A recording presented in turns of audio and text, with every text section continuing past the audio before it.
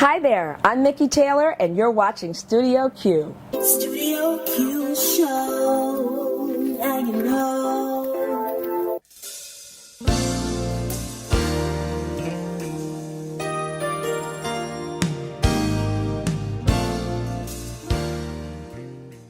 Well, you know, it's important to really service us at this time in our history. We are one another's support systems. And when the opportunity came to speak to the women of the USO, oh yeah, I was right there. I was so on board. You know, I really want to talk to them about owning their lives and mastering their purpose with distinction. You know, style is has taken on a different meaning in this era in our lives. It's not just about how we look. It's really the bravado in which we carry ourselves in. And so, yeah, I'm looking forward to that time of being with them, talking to them, and certainly having a say-so in their journey.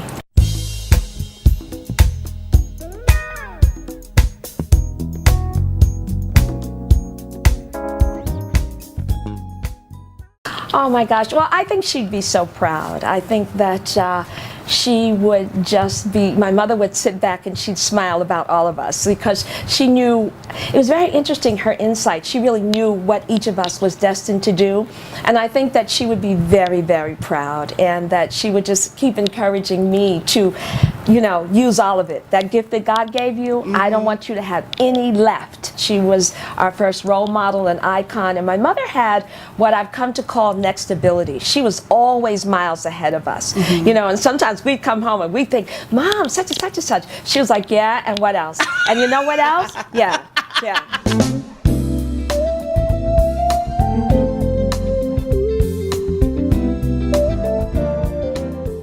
Yes, yes, absolutely, absolutely. For a long time we had poodles, and then we had Pomeranians, and you know, so my mother, whatever was trending, my mother had it. So that's how we came of age. Yeah, I mean, even like getting ready for church, like everything had a ceremony and a style, you know, quotient to it. So yeah, that was Mom.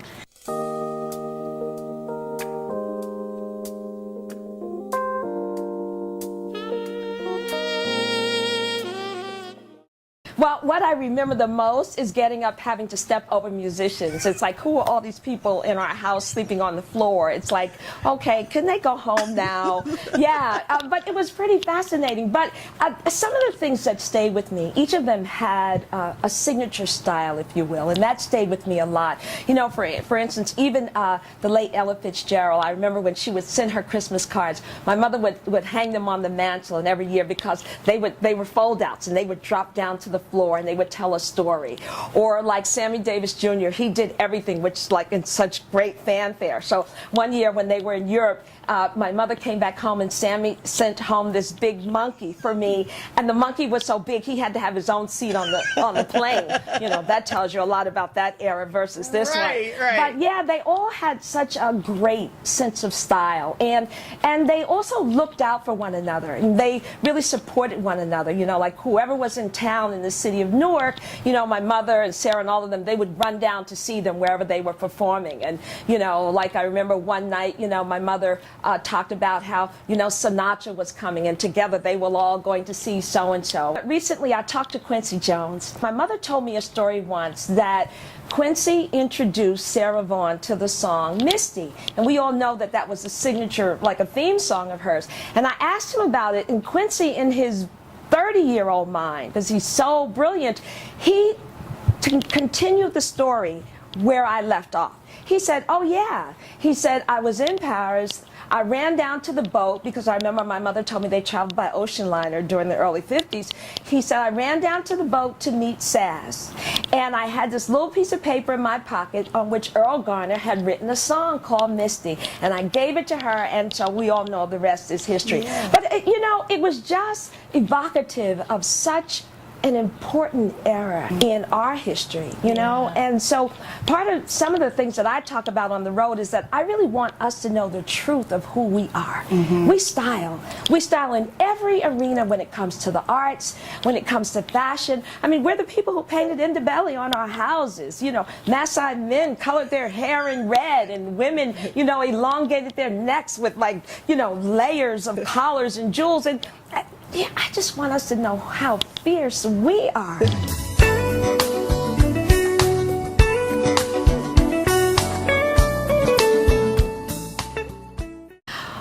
my gosh. I guess she would say, I told you. I told you. And all that time that you wasted, like thinking, oh, I can't do it. I'm not sure about this. It's like, girl, I told you, just go on out there and take it, just like Mommy said.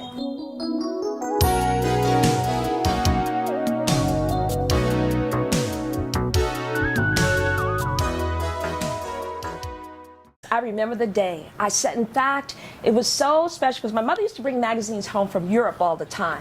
And beautiful as though they were, there was no one in there that looked like me. And when the day she brought home Essence, I remember I sat on the dining room floor and I curled up and I just looked through page after page after page. And it was like, wow.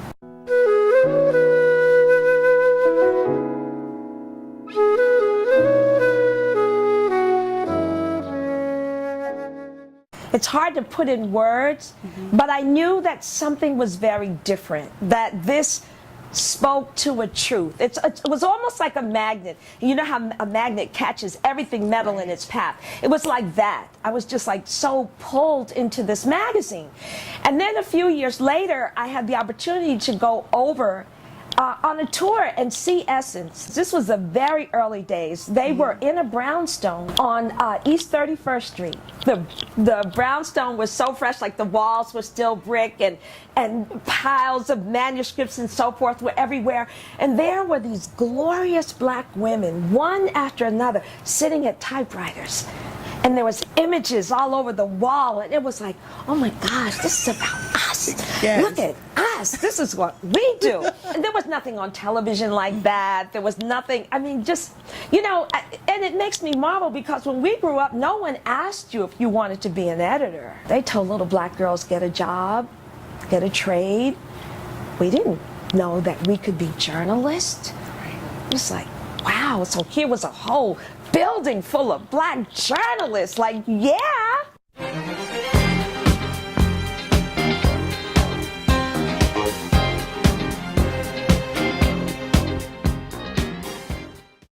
I certainly like to think that I've been that voice in their ear, telling them how amazing we are, telling them how beautiful we are, certainly through every page that held up the mirror on black womanhood.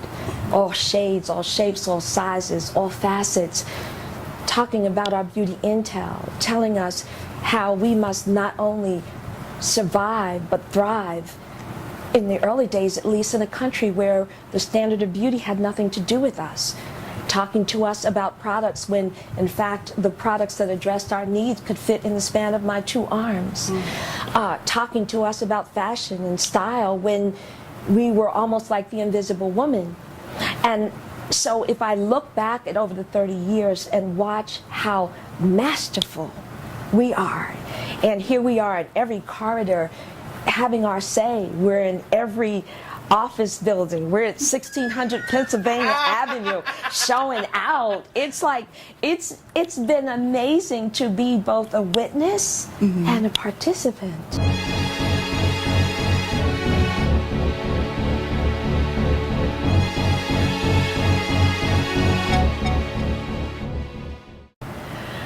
Oh, I'd have to say Versailles, the Battle of Versailles 73, when American designers defeat the French and the likes of Yves Saint Laurent, Emmanuel Ungaro, Givenchy, with a cabine of women of color and no fanfare, just great sass, the way, that thing that we bring to clothing, that when we get dressed, no one else does it like us, and how they were the tour de force. And that did change the course of history. I remember being a model during that period and struggling to get work before then, and after that getting hired and doing my first television commercial. I remember, you know, going into a showroom one day and, you know, having them, you know, say that, oh, Mrs. So-and-so would never see you like that.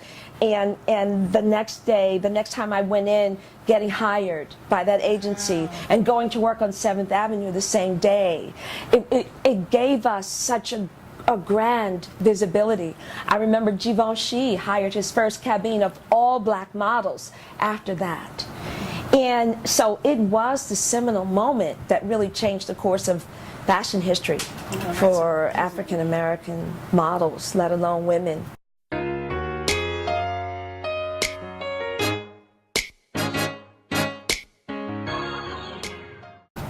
Arrival time for us hasn't been in existence all that long. So if you see us now walking in the dreams of our elders and doing this and doing that and occupying the corner office and the 900,000 of us that are entrepreneurs, and it hasn't been that long that this has been our true story. We waited to 2008 to see an African American woman in the White House.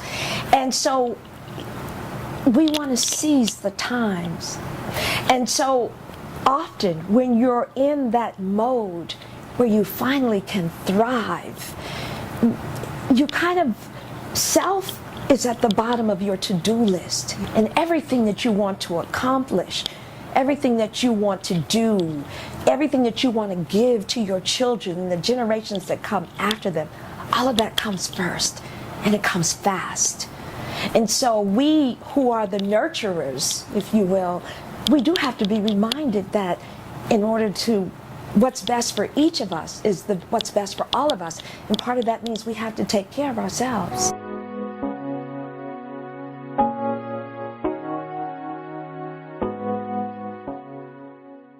Oh my gosh, it came a little late.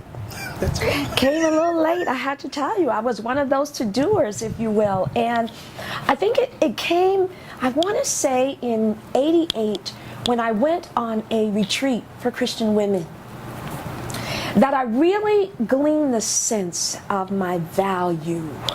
And at that point, I made up my mind that I didn't want to do more, that I wanted to be more. And in order to be more, I had to take care of this vessel, because this was the means by which I was going to do that. And that I certainly had to set an example, of that which I taught in the magazine, of that which I was on the road talking about, that, yeah, you got to own this before you can give it away or tell somebody the importance of it.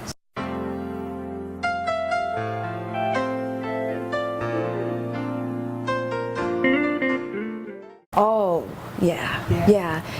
It's very interesting, particularly in this era where we are struggling with wellness. And it is, it sort of changed what's important, what deserves priority status and what doesn't. And so I like taking care of me. I see the payoff. It doesn't mean just eating well or exercising. It means that there's just those times when I've got to spend time with me. In fact, on Twitter, I started this program named after my first book, Self-Seduction, and we have Self-Seduction Saturdays. And I want to know how my 17,000 followers are taking care of themselves on Saturday. What are you doing today that's different than what you did during the week? How are you nurturing yourself? What's your time for self like today? Yeah, and you have Spread the Love Wednesday, Follow Up Friday. I love it, yes. We were going to declare on Monday. That's hilarious. But yeah, it's like I want us engaged in being our best self.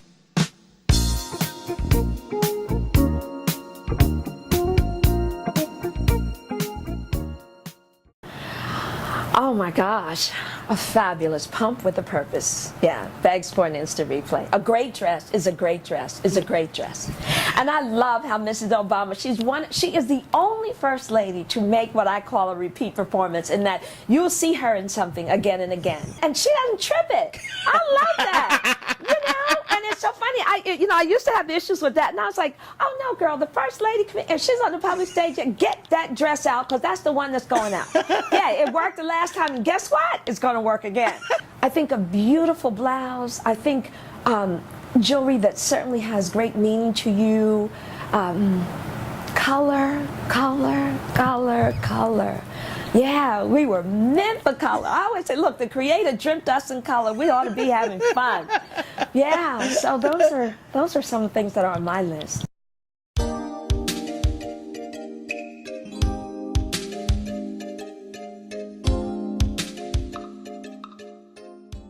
Oh, I'm still discovering, but I'm really looking for that one that can go out as a clone, because sometimes I just want to stay home and watch. My gosh, that Mikki Taylor too, a little too busy for me.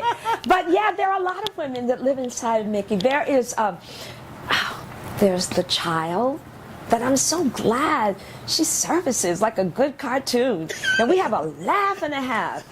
There's the bold one who is not, she doesn't shrink back from anything.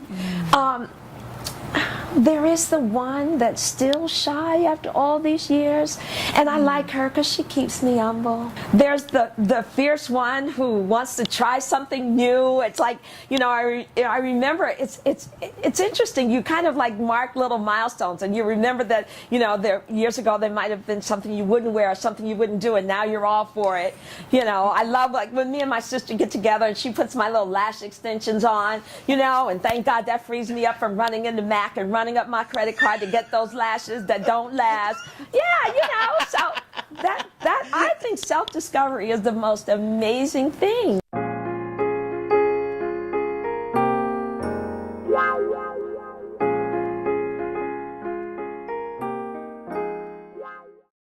Well, I think that certainly you want to have a fantastic pencil skirt, and I have a little test for that. I always say if you can run in it, it's too boxy. If you have to tip, be sure you can handle it. If you can stride, then that's probably the one for you. I think that a statement-making coat is an important factor in anyone's wardrobe. It never goes out of style because it becomes a signature piece for you. I think a great cardigan, because cardigans work over dresses, over skirts, over everything. Flared pants or a fluid pant. I don't think everyone can rock a trouser, but everyone can rock a fluid pant and always look chic and elegant. Let's see, what else is on that list? A white shirt, you can't have too many, and they all wear the same, and so don't spend a lot. A beautiful blouse, a romantic blouse. There's just sometimes it takes you from day to night. And then accessories. Those are your real mileage makers, you know? A wardrobe of great accessories.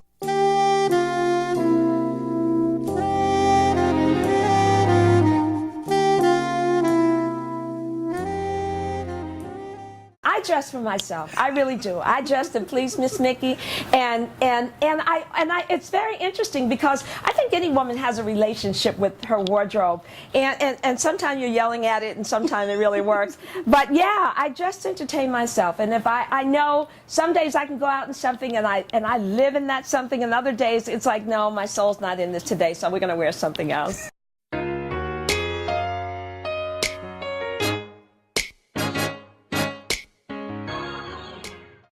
I think you have to establish your signature. What works for you across the board. It's not just in your wardrobe, but how you live your life. And you have to walk in full assurance of that. That's the most important piece because it colors everything.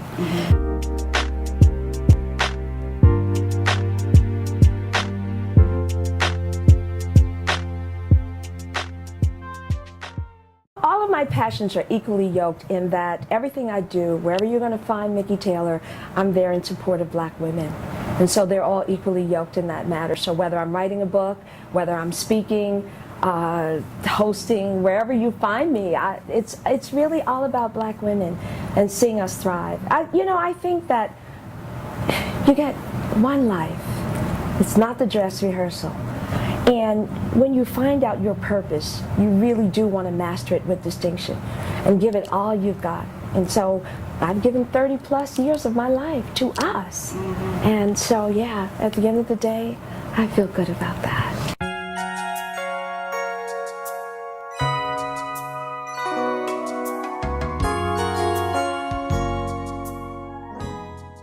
I think after reading Commander in Chic, I really want to know that whoever the reader is, that she's defined both her dress code as well as her life code.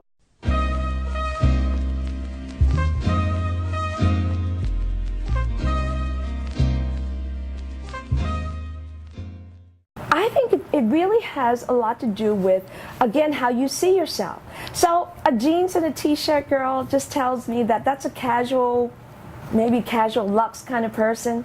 And so it just depends on the environment you're in.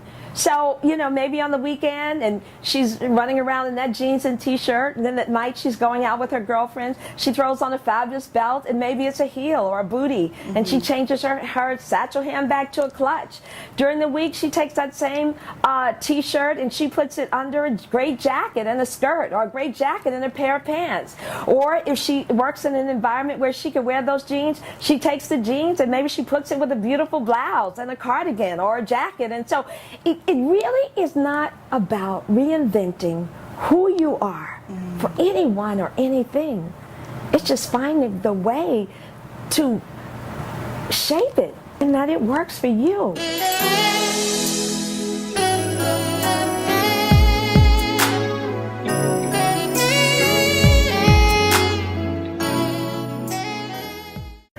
Oh no, I don't have it all together. Oh, we'll never walk away with that takeaway. No, I don't. No, I don't. I still have those moments when, maybe 30 seconds before I'm going on television that I'm like, yikes, I'm shy. And then it's like, okay, you sit down and let Mikki go do this. I'll come back for you because you can't go. Or, sometimes I get a little too serious and I'm like, okay, if you're going to tell somebody to do this, I want to know that you can say check, that you're doing it too. Yeah, especially when I'm speaking about spiritual matters. Like, okay, you got that spiritual muscle you telling somebody else to have? Okay, do you need to go back and lift a few trials and challenges to make sure you do understand what you're saying to somebody? Yeah, I struggle with things like that. I struggle with going to bed. I tell everybody, go to sleep, girl. It's that divine inspired period of healing.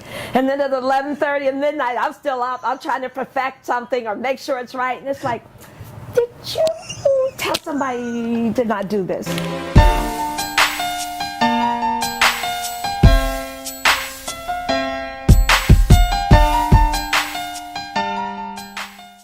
It's exciting.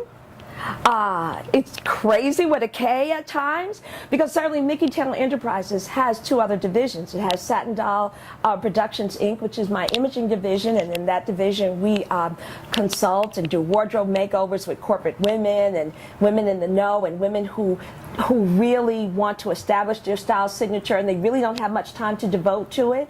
And then there's MT Communications, which helps companies in the beauty industry really understand how to effectively reach African American females. And then there's Mikki Taylor Enterprises, which manages brand Mikki. That's a whole other cup of coffee. But yeah, so it's very interesting being the baker and the candlestick maker, and as the old saying goes, and having to role switch and be what each of those roles needs to be. But it is a young business, if you will. Certainly the first division, Satin Dolls, was started in 2006. So that's the one I got my sea legs with that one. But, the others, creating that infrastructure. And I say this for the sake of those who are entrepreneurs. Infrastructure is everything. Your mentors in business are everything. And really gleaning the information that you don't know so that you can really rule in the spot and then hand that company to someone else. A lot of times we think about making money, or we start businesses and we're all engaged in them and entangled, and that's fine. But, God wants us to create wealth and create businesses that we hand to future generations.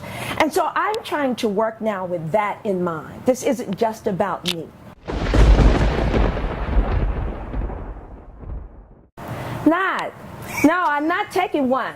It's all three. If you hit them right on the nose. It's the buttonless clutch coat that I love.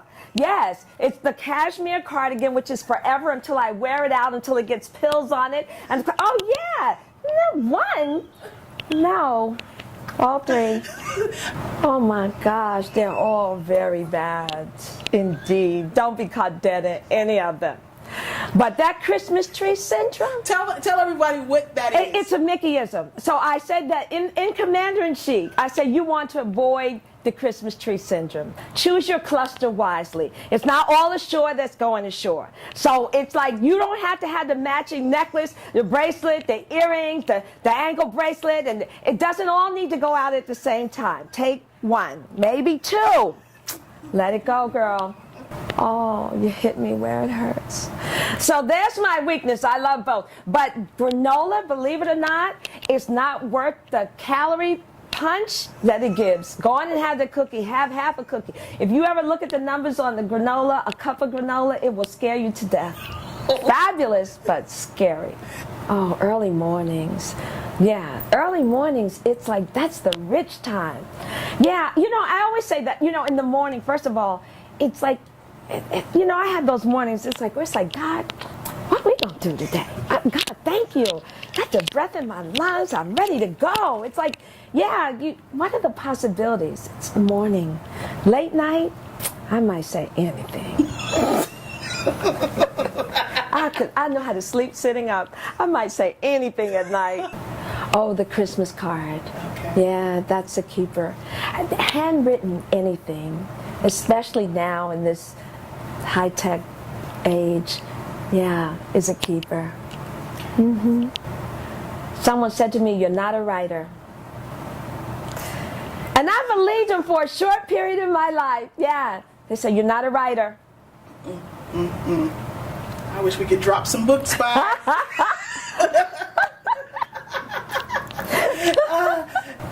Oh, Mikki Taylor doesn't curse. I bite my lips. I say, oh, a conversation-worthy shoe gets it every time. Yeah, a conversation-worthy shoe gets it. Mm-hmm. Might not be a beauty day, but that conversation-worthy shoes, all eyes are there. Oh, the leopard print. Yeah, the leopard print. Timeless, classic. Oh, the Tiffany classic. Yeah, that's tough. You gotta have both. You gotta have a skirt that moves, and you gotta have a pencil skirt. You gotta have both. There's no choice. Let something else go. You gotta have both.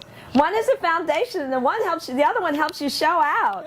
Yeah, that's right. You gotta have both. It's like a set of twins. Oh my gosh, that's an unfair question. What an unfair question. First of all, the fur collar made me feel like such a princess, and it educated me on the importance of having a piece of fur in your life.